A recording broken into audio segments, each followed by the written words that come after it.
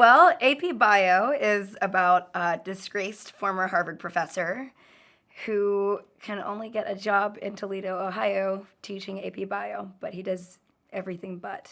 Yeah, he enlists the students to take vengeance upon his philosophical rival. Everyone, well, pretty much everyone in his life. Yeah. Everyone who wrongs him, yeah. And oddly enough, I think the kind of one of the funniest things about it is the kids seem to be the voice of reason a little bit, you know. Yeah, instead of having bad kids who don't want to learn, it's him. He's the one. Yeah. Like, we want to learn. This is advanced play. I mean, it's a college course. We want to learn. And he Most of us, anyway. Yes. I do. Yeah. I just want to wear sweaters. Yeah. Will he ever teach us AP Bio? There's been moments. He's been close. I think there's a couple of. He's been close. I think he comes close to it until he realizes he's about to do it. I think if it ever happens, it might be like right before, on accident, or right before he's done teaching AP Bio. Or it'll be something sexual. Yes.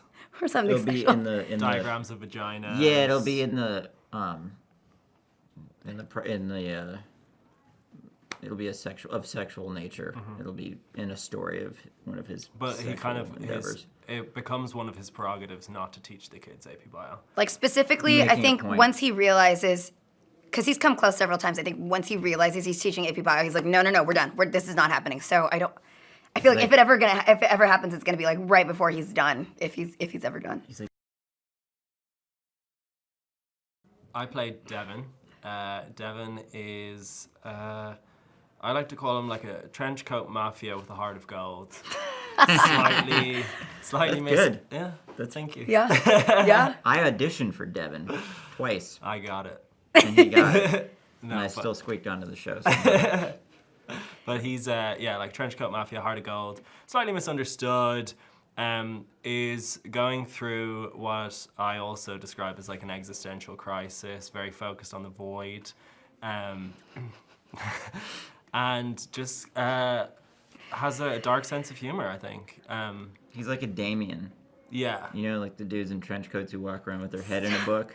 They're called Damians? They have that in the UK, right?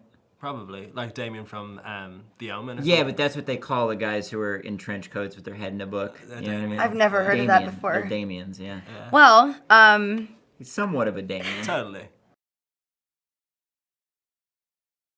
I play Sarika, and she's very, very ambitious, and very focused on, I guess, not just biology, but her future. I think of her as Tracy Flick, like Reese Witherspoon in Election. Like she's on the front, you think she's like a goody two shoes, but she's willing to go to any lengths. Good reference. Thank you. That's actually who I based her on when I came into audition for it and everything. And I think she's very much like. Isn't there an awkward scene of her losing her virginity in that movie?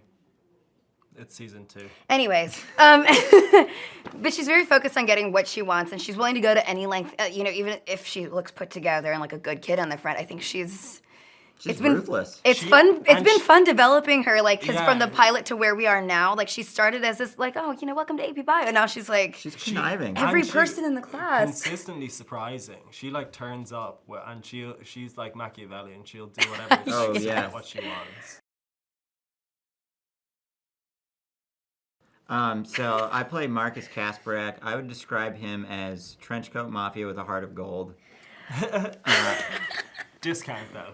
Discount, like diet. It's like budget mafia. Budget mafia. No, Off-brand. Off-brand.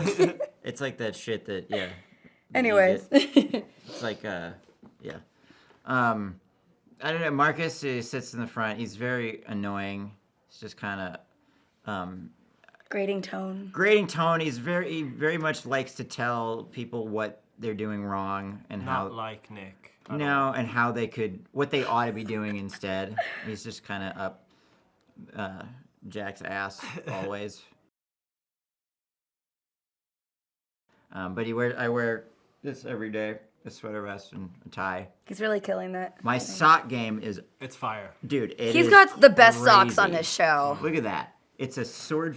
Can you see that? It's a swordfish. Pan to that shit.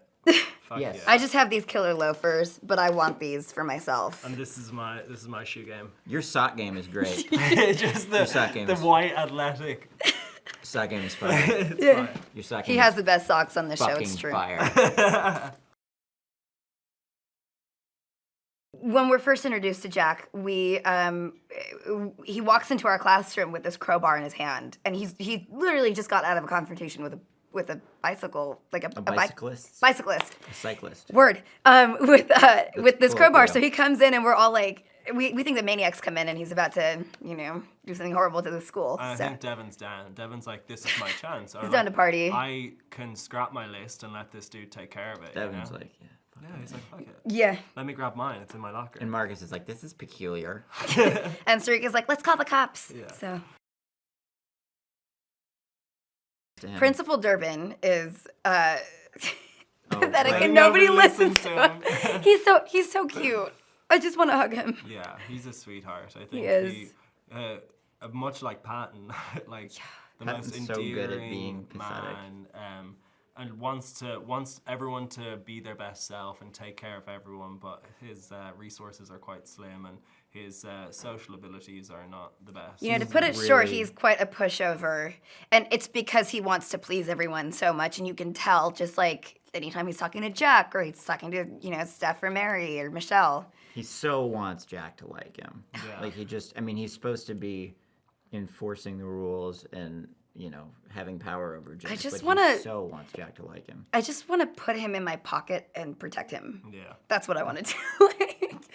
I want to see how we've had like little moments with him, but I'd love to see kind of if the kids like would run riot. He means well. He just nobody listens to him. I know Sarika expects him to be an enforcer. Like every time Patton comes in, or Principal Durbin comes in. You're like, he'll straighten this out. Yeah, This is Sarika's good. always like, he'll straighten him out, or Sarika will, try and put Jack in trouble, and Principal Durbin's in this position of, I have to please him, but I also have to be a good mentor to these students. So it's been interesting seeing the few times we get to interact with him. A classic comedy duo. You should watch it because life is brutish, cruel, and short, and this offers you a half hour of relief. 22 minutes. 22 minutes of relief. But you should watch it because it's genuinely funny and I think a fair representation of teenage life. I think if, I think it's actually like great to see all these different kinds of people and like situations represented. Like each episode is just so high stakes and crazy. And it's, there's students, there's teachers, there's people in Toledo. It's like you get the best of everything. And it's got heart though. It comes back to a pathos. And I think at the end of the episode, people won't leave feeling like they've watched some kitschy show. They'll kind of be keen to watch their favorite characters develop and be able to invest in it. And on see a where deeper everyone level. goes, yeah.